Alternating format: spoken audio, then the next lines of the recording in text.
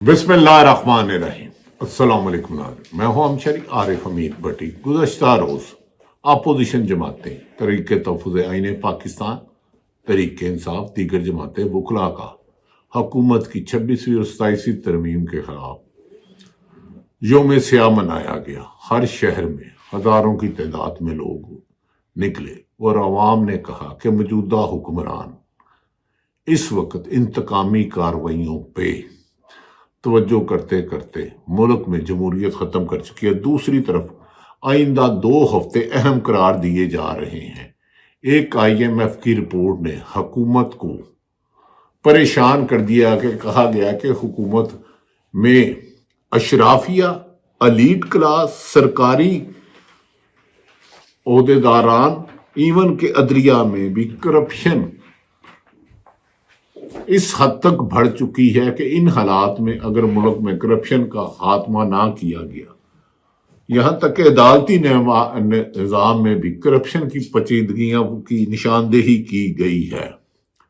ناظرین، دوسری طرف یورپی یونین نے انسانی حقوق کی بڑھتی ہوئی خلاف ورزیاں پر کہا ہے کہ اگر پاکستان نے اپنا رویہ ٹھیک نہ کیا، انسانی حقوق کی پامالیاں ختم نہ کی، تو پاکستان کا GSP سٹیٹس خطرے میں پڑ سکتا ہے، جس کی وجہ سے عمران خان کی رہائی اور انتقامی کارروائیوں کو ختم کرنے پر سر جوڑنے کی لیے مشاورت ہو رہی ہے۔ لیکن موجودہ نظام کو کچھ لوگ ضد اور انا کے زوم میں اسی کو چلانا چاہ رہے ہیں۔ لیکن ایسی صورتحال میں جب پاکستان کی 80% عوام سڑکوں پر ہے، آپ پر IMF نے کہہ دیا کہ اگلی قسط اس وقت تک نہیں دی جائے گی جب تک رپورٹ نہ شائع کیا، اور حکومت نے مجبوراً رپورٹ شائع کی، جس پر یہ ظاہر ہو گیا کہ ملک کا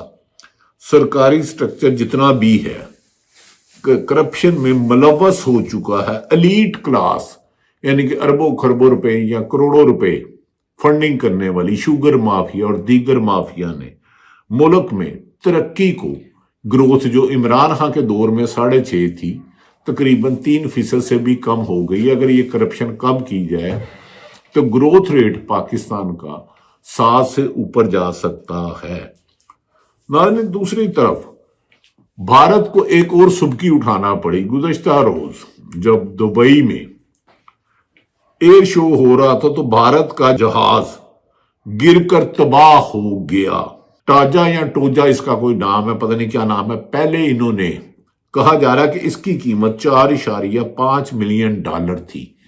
پہلے پاکستان کے خلاف جب جنگ چھیڑی، بھارت نے پاکستان میں میزائل مارے، ڈرون حملے کیے، مختلف شہروں کو اپنا ہدف کو نشانہ بنایا، تو پاکستان نے 5 سے 6 رافیل طیارے گرا دیے، اور یہ دبئی ایئر شو میں بھارت کو ہبتی اٹھانا پڑی، جس کی وجہ سے بھارت کے بارے میں یہ تاثر ہے کہ بھارت پاکستان میں دہشت گردی کراتے کراتے اپنی ایئر چیف اور اپنی تباہی خود کھود رہا ہے، جبکہ پاکستان JF-13 جو سامنے سے لڑتا ہے اور پیچھے سے F-16 جاتا ہے، تو جس کی وجہ سے بھارت کو سبکی اٹھانا پڑی۔ ناظرین، IMF کی جو رپورٹ شائع ہوئی ہے، 186 صفحات کی رپورٹ ہے کرپشن کی نشاندہی پر۔ اب حکومت کے رہنا اخلاقی جواز کوئی نہیں رہا، کیونکہ جب الیکشن ہوئے تو موجودہ حکمرانوں کو عوام نے ریجیکٹ کر دیا تھا، ووٹ نہیں دیا تھا۔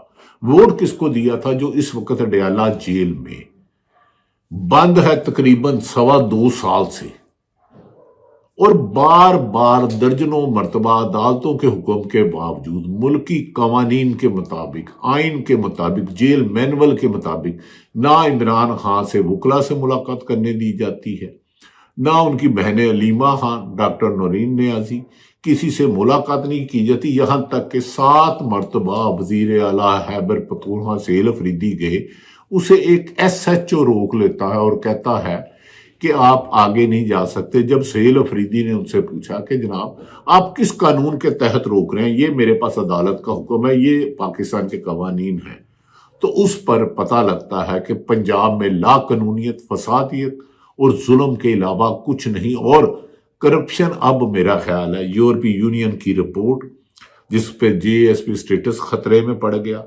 اور آئی ایم ایف کی رپورٹ حکومت کے منہ پر تماچا ہے. یہ بھی کہا جا رہا ہے کہ پچھلے صرف 4 ماہ میں 33% قرضے لیے گئے اور پچھلے 3.5 سال میں 75 سال سے زیادہ قرضے لیے گی اور ملک میں بائنگ پاور نہیں رہی، جس کی وجہ سے پاکستان میں لوگ اپنے آپ کو عدم تحفظ کا شرح ہے. صرف سرکاری سٹیچر کے لوگ اور الیٹ اشرافیہ ملک کی 25 کروڑ عوام کے 90% لوگوں کے حقوق پر ڈاکے مارتا ہے.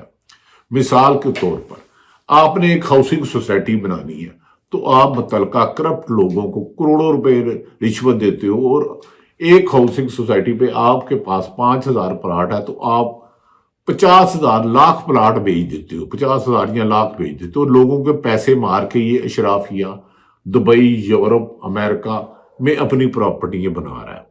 تو اگر ملک میں گڈ گورننس نہ ہوئی، آنیسٹ اور کمپیٹنٹ لوگ نہ لگائے گئے تو ملک کو دیوالیہ ہونے سے بچانا مشکل ہے. دوسری طرف پاکستان میں میں آخر میں بتاؤں گا کہ یوم سیاہ پر سلمان اکرم راجہ، عمران خان کا پیغام، جنید اکبر خان جو کہ پی کے صدر ہیں، محمود خان اچکزئی اور دیگر لیڈروں نے جو حکومت کی نشاندہی کی، انہوں نے کہا ہے کہ ملک میں اس وقت لا قانونیت اور وقت دور نہیں جب ہم جیلوں کے دروازے پر دیواریں پھلانگ کر جائیں گے، کیونکہ چادر اور 4 دیواری کا تقدس پامال کرنے کا پنجاب میں روایت پڑ چکی ہے.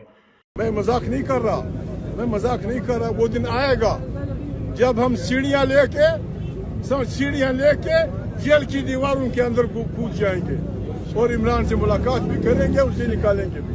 ناظرین، آج گزشتہ روز سہیل افریدی نے وزیر اعلیٰ پنجاب کو ایک خط لکھا جس میں انہوں نے کہا کہ میں 7 مرتبہ آپ کے صوبے کے شہر راولپنڈی، جو بظاہر پاکستان اور پنجاب کا حصہ ہے لیکن اس میں پاکستان کا قانون نہیں ہے، اس میں بند کمروں کے فیصلے چلتے ہیں، یہاں انہوں نے کہا کہ عمران خان کی بہنیں جو ملک کے سابق وزیر اعظم رہے ہیں، جو اپنے بھائی سے ملنے گئے، ڈیالہ جیل کے باہر پہلے پانی چھوڑا گیا، پھر بالوں پہ ڈاکٹر عظمیٰ نیازی کے مطابق انہیں پکڑ کے گھسیٹا گیا. انہوں نے کہا کہ آپ اس بات کو یقینی بنائیں کہ عدالتی حکامات پر جین مینول کے مطابق عمل کیا جائے. لیکن مریم نواز صاحبہ لندن سے پاکستان آتے ہوئے فرماتی ہیں کہ میں نے اور میرے والد نواز شریف نے انتقامی کارروائی نہیں. بھائی پنجاب میں تو لاکھوں مثالیں ہیں آپ کی انتقامی کارروائیوں کی. اب ناظرین، اگر حکومت نے آئی ایم ایس رپورٹ کے مطابق موجودہ حکمران کو چلانا، اس کا مطلب ہے ملک کو دیوالیہ کرنے کے مترادف ہوگا. ہم توقع کرتے ہیں کہ عدلیہ پر جو کرپشن کی چھاپ لگ گئی ہے اور جسٹس امین الدین اور یہ افریدی آنے کے بعد، اور یہ خصوصاً جسٹس فائز عیسیٰ نے جو سیاہ دور اس ملک میں شروع کیا ہے، یہ ملک کو بچانے کے لیے کوئی نہ کوئی کردار ادا کریں گے. اگر انہوں نے نہ کیا تو پھر یاد رکھ لیں بہت زیادہ نقصان ہوگا. کراچی میں غیر آئینی ترمیم کے خلاف عوام کا پرزور احتجاج ہوا. کراچی جہاں وزیر اعلیٰ پیپلز پارٹی کا ہے، جو کبھی جمہوری جماعت ہوتی تھی، ایسے دستور کو صوبے بے نور کو میں نہیں مانتا. پاکستان کے کم و بیشتر ہر چھوٹے اور بڑے شہر میں اس قسم کی گفتگو اور حکومت کے خلاف نعرے بازی کی گئی، لیکن فارم 47 کے جعلی حکمران شرم سے عاری لگتے ہیں. عوامی نبض کی بجائے رزلٹ چینج کرنے والوں کے پیچھے پڑے ہیں. اس موقع پر محمود خان اچکزئی، جسے اپوزیشن لیڈر بنایا گیا، انہوں نے بھی تقریر میں تحریک تحفظ آئین پاکستان نے اعلان کیا تھا کہ آئین پہ حملہ آور اس چور، پہلے ہم چور کہتے تھے، ہم پہ الزام تھا کہ یہ شریف لوگوں کو چور کہتے ہیں. کل کے اخبارات میں ان کے سب سے بڑے ماما آئی ایم ایف نے اعلان کیا ہے کہ یہ چوروں کی حکومت ہے. آئی ایم ایف نے اعلان کیا ہے کہ پتہ نہیں کتنے 100 ارب روپے انہوں نے کھائے ہیں، کتنے ہزار، 5,000 ارب روپے، 5,000 ارب روپے ڈکار کے جھوٹ کی حکومت بنا کے دوسروں کے مینڈیٹ چھین کے उनकी अकलियतों की सीटें बेहुरियत जजेस के जरिए लेके हुकूमत पे काबिज हुए और पाकिस्तान के वफादार बनकर हमारी पार्लियामेंट को बाज बना दिया, हमारे आइन को, हमारे का एक्ट को और हमारी उसको हमें हुक्म है। मैं आज थोड़ा सा मुला बनता हूँ। कुरान करीम ने हर पैगंबर को, अल्लाह पाक ने जब किसी पैगंबर को, सुनिए भाई, अल्लाह पाक ने जितने भी पैगंबर पैदा किए हैं उनसे अल्लाह का पैगाम ये था। महमूद अचकज़ई कहते हैं नाज़रीन के IMF जिनके ये जो इनके मामा बनता है, अब तो उन्होंने इनको भी असलियत खोल दी है। मेरा ख्याल है हुकूमत के लिए लम्हा फिक्रिया है। इन्हें अब भी होश के नाखून लेने होंगे। मुल्क में बढ़ती हुई करप्शन, लाकानूनियत, ये इस बात की निशानदेही कर रही है कि हुकूमत दिवालिया हो चुकी है आईनी, सियासी, माशी और खारजा पॉलिसी में।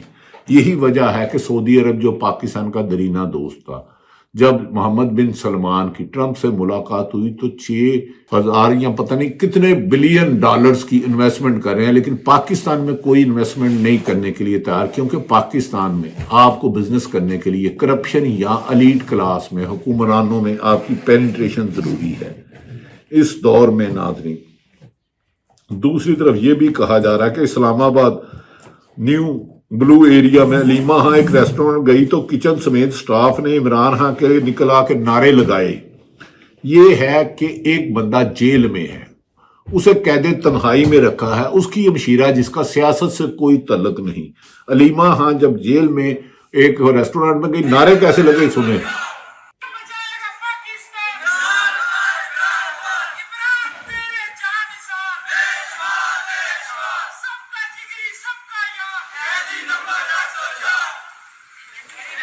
नाज़रीन, इससे पहले आपने महमूद राजा नासर अब्बास, सलमान अकरम राजा की गुफ्तगू आपने सुनी। उन्होंने बताया कि मौजूदा हुक्मरानों के खिलाफ जिस तरह मुल्क भर में एहतजाज किया गया है, इससे यही मिसाल लगती है कि मौजूदा हुक्मरान नाकाम हो चुके हैं। जियो के प्रोग्राम रिपोर्ट कार्ड में बेनज़ीर शाह साहिबा ने कहा है कि वजीर इतलात के एक शो में कहा है कि अगर इमरान खान की बहनों के साथ सब कुछ हुआ तो देखे उन्होंने भी तो गालियां दी। वजीर इतलात का लफ्ज इस्तेमाल कर रहा है, अगर गालियां के बहाने किया ये सब कुछ क्या जाना चाहिए? क्या औरतों को बालों से घसीटना चाहिए? या क्या खुदा ना खास्ता ये किसी मुस्लिम लीग, नून, पीपल्स पार्टी, किसी और जमात के साथ भी वो गलत है? ये रवायत जो डाल रहे हैं। अब बेनज़ीर साहिबा ने क्या कहा, अलीना, जब वजीर इत्तलात से ये पूछा गया एक शो में तो उन्होंने कहा कि अगर ऐसा हुआ है, वजीर ने क्यों नहीं, अगर उनको जानने की कोशिश भी नहीं कर रहे, अगर ऐसा हुआ है तो मैं कंडेम करता हूँ, लेकिन देखिए ना उनकी बहनों ने भी तो गालियां दी। जो बड़ा अजीब सा बयान है अलीना, अगर गालियां दी तो आगे से आप उनके साथ ये सलूक करें, उनकी औरतों के साथ, वो भी उनकी उम्र देखिए औरतों की, क्या उनके हाथों में बंदूकें थी या डंडे थे जो आपने उनके साथ कैसे सलूक किया? वजीर इत्तलात का तो ये उनको कहना चाहिए था कि हम जल्द से जल्द इसकी तहकीकात कराते हैं, पता करते हैं कि ऐसा क्यों हुआ, ऐसा नहीं होना चाहिए, और जिन्होंने ऐसा किया उनके खिलाफ कार्रवाई हो। तो अलीना, मुझे नहीं पता, लेकिन ऐसा लगता है हमारी सियासत में बिल्कुल वो जो थोड़ा बहुत एहतराम था, रिस्पेक्ट थी, इंसानियत थी, वो बिल्कुल खत्म हो गई है। हमें कहा जाता है हम एक हार्ड स्टेट है, लेकिन मुझे तो लगता है कि शायद हम एक बहुत कमजोर रियासत है जो औरतों पे तशद्दुद करते हैं और फिर उसके बाद खामोश रहते हैं और तहकीकात भी नहीं कराते और ना ही हम सच बताना चाहते हैं। ये एक इकोनॉमिस्ट की होती है डेमोक्रेसी इंडेक्स आता है, और पिछले साल उन्होंने क्या लिखा कि हम एक हाइब्रिड पाकिस्तान अब एक हाइब्रिड रिजीम नहीं है, अथॉरिटेरियन रिजीम है। तो ये साबित करता है। नाज़रीन, ये बेनज़ीर साहिबा जो हैं ये एक मासूम है। वजीर इतलात अगर क्या कहते हैं, वजीर इतलात तो जुल्म करा रहे हैं, उनकी अपनी प्रेस कॉन्फ्रेंस कोई और इशारा करता है चलाओ। कठपुतली हैं, जो अवामी नुमाइंदे ना हो उनसे आप ऐसी ही तवक्को करते हैं, इनसे आप बेहतरी की तवक्को नहीं कर सकते। इस मुल्क को बचाना है तो अवामी नुमाइंदों को लाना होगा। अतर काजमी ने कहा है कि पीपल्स पार्टी हुकूमत से अलहदा नहीं होगी, पुरानी ही टिकटों पे काम तनख्वाह पे करेगी। और ये भी इतला है कि सूबे ज्यादा किए जा रहे हैं और पीपल्स पार्टी अनकरीब सिंध और हैदराबाद से अलग होने के इम्कानात है। 28वीं तरमीम के जनवरी में आने के इम्कानात वाज़ेह हैं और मौजूदा हुक्मरान 28ਵੀं آئینی ترمیم سے ناآشنا ہیں، ایک بند کمرے میں فیصلے کیے جا رہے ہیں جیسے 26ویں ترمیم کا انہیں نہیں پتا تھا، مسودہ نہیں پڑا تھا۔ تو عطر کاظمی صاحب کیا کہہ رہے ہیں، لہذا موجودہ حکمران عمران خان کو مائنس کرتے کرتے اپنی سیاست کو ختم کر چکے۔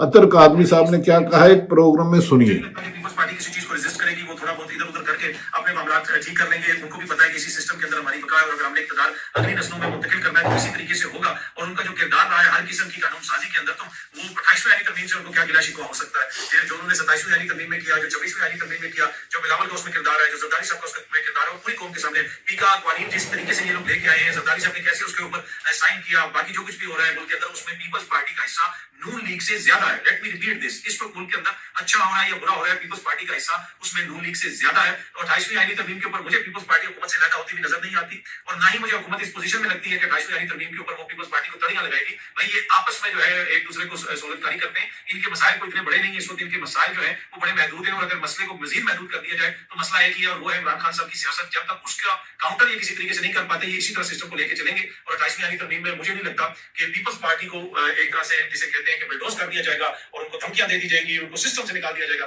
فار سم ریزن مجھے وہ ہوتا ہوا نظر نہیں آتا۔ پیپلز پارٹی یا نون لیگ ان دونوں کی حکومت ہے نہیں، حکومت تو ان کو لانے والے کر رہے ہیں۔ ایک عمران خان کا خوف ملک میں آئین شکنی اور قانون شکنی کی زندہ مثال بن چکا ہے، ان سے کسی بہتری کی توقع نہیں کی جا سکتی۔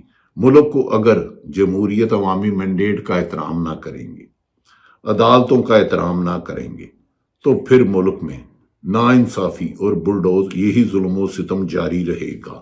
ناظرین، اس موقع پر سلمان اکرم راجہ اور دیگر لیڈروں نے بھی کہا کہ اب ہم نہ نکلے تو پھر ہمارے بچوں کو گھر میں گھس کے مار رہے ہیں، دیواریں پھلانگ کے مار رہے ہیں، ہمیں مارا پیٹا جا رہا ہے، تو ہماری آئندہ نسلیں بھی ان کے غلام بن کے زندہ رہیں گے۔ دوسری طرف ناظرین، یہ بھی کہا جا رہا ہے کہ شفیع جان جو تحریک انصاف خیبر پختونخوا کے منسٹر ہیں، انہوں نے اپنے ایک ٹی وی ٹاک شو میں سما کے پروگرام میں کہا، اب ان کے یہ عمران خان کا ڈر نہ ہوتا تو پرائم منسٹر نے بھی استثنا لینا تھا، گورنر نے بھی لینا تھا، ایم ایل ایز نے بھی لینا تھا، ایم پی ایز نے بھی لینا تھا، CM نے بھی لینا تھا۔ اس لیے منع کر دیا، اگر وہ استثنا لے لیتے تو عمران خان کو بھی استثنا ملنا تھا، اس نے باہر آ جانا تھا، ان کا سارا پلان جو ہے وہ دھرم برم ہو جاتا تھا۔ یہ بڑی سمپل سی بات ہے۔ ان کا عام لوگوں کی جو دونوں ترمیم ہوئے ہیں 26ویں اور 27ویں، اس میں ان کو چیلنج کر رہا ہوں، ایک مجھے شک بتائے جو عام عوام کے لیے۔ ناظرین، اور عوام سے ان کا کام ہی کیوں، جب عوام نے ان کو ووٹ نہیں دیا۔ پیپلز پارٹی اور نون لیگ ان کی کیوں پرواہ کرے؟ 26ویں ترمیم بھی عمران خان کو اندر رکھنے کے لیے، 27ویں اس کو کرنے کے لیے، حکومت کو بے یار و مددگار کرنے کے لیے۔ دیکھنا یہ ہے کہ آنے والے دنوں میں پاکستان تحریک انصاف کو کس حد تک دیوار سے لگایا جاتا ہے، لیکن عوام نے یہ فیصلہ کر لیا کہ وہ حکمرانوں کے ان مظالم کے آگے سیسا پلائی ہوئی دیوار ہوں گے۔ اسی طرح سینیٹر ہمایوں محمد نے ایک پروگرام میں کہا شوگر مافیا ہر ادارے میں موجود ہے۔ نہیں، مافیا ہی کی اکثریت ہے ملک میں، سرکار میں بیٹھی ہو، سیاست میں بیٹھی ہو، یا کچھ صحافت میں بیٹھی ہو، یا کہاں ہو، جب مافیا کرتا ہے ترقی تو عوام زوال پذیر ہوتی ہے، اور عوام ترقی کرتی ہے تو سمجھو مافیا کا خاتمہ ہوتا ہے۔ Senator Humayun Muhammad P T I کے ہیں، وہ کیا کہتے ہیں ان کی سن لیں۔ ہے کون سے لوگ جو شوگر میں، اچھا یہی لوگ ہر ایک چیز میں ہیں، ان لوگوں کی آئی پی پیز بھی ہیں۔ پھر آپ آئی پی پیز کے معاہدے دیکھ لیں، معاہدے کون کر رہا ہے؟ گورنمنٹ کر رہا ہے۔ گورنمنٹ میں کون لوگ بیٹھے؟ یہ لوگ بیٹھے ہوئے ہیں۔ یہ معاہدے کیا کر رہے ہیں؟ آپ جو اس لحاظ سے اب آپ دیکھ لیں انہوں نے کیا کیا، انہوں نے آپ کو سب سے پہلے بتانی شروع کر دی کہ جو ایلیٹ ایک پرابلم ہے، پھر پاکستان کے جو سسٹم ہے، جو ٹیکسیشن کا سسٹم ہے، یہ پاکستان کو کچل رہا ہے، لٹرلی کچل رہا ہے۔ سو یہ مجھے یہ سوال جو ہے عدالت کے بارے میں بڑی اچھا، ہم لوگوں نے، آپ کو تھوڑا سا دے دیں گے، ہم لوگوں نے پورے پاکستان کو، ہمارے پارلیمنٹ کی جو گورنمنٹ ہے، پورے پاکستان کو بیوقوف بناتے رہے کہ جی یہ جو کانسٹیٹیوشن کورٹ ہے یہ یا پہلے بینچ تھا، اس کو ہم کہتے ہیں پیلٹ اسٹڈی، بینچ بنایا۔ کیوں؟ پاکستان میں 5% جو کیسز ہیں وہ کانسٹیٹیوشنل کیسز ہیں، لیکن وہ 95% آف دا ٹائم لے جاتے ہیں۔ بھائی ہم نے ایک سال میں پیلٹ اسٹڈی کی، کانسٹیٹیوشنل بینچ بنایا، ایک سال بعد ہم نے اس کی طاقت کی۔ ناظرین، ملک میں جو ایلیٹ کیپچر ہے، جو ارب خرب پتی ہے، 80 سے 90% ایف بی آر کے ذرائع کہ ہم وہ کچھ رشوت لے کر ٹیکس چوری کرتے ہیں۔ جب اشرافیہ ٹیکس سے بالا ہوگی اور سیلری پیشہ لوگوں پر ٹیکس کا بوجھ ڈالا جائے گا، ان سے پوچھیں کہ گریڈ 21 اور 22 کا افسر جس کی تنخواہ 3-4 لاکھ ہے، اس کا بچہ 10 لاکھ میں کیسے پڑھتا ہے؟ پھر عوام خربوں روپے انٹرسٹ ہر سال سود میں ہی دیں گے۔ اللہ تعالیٰ پاکستان کا حامی و ناصر ہو۔ پاکستان زندہ باد۔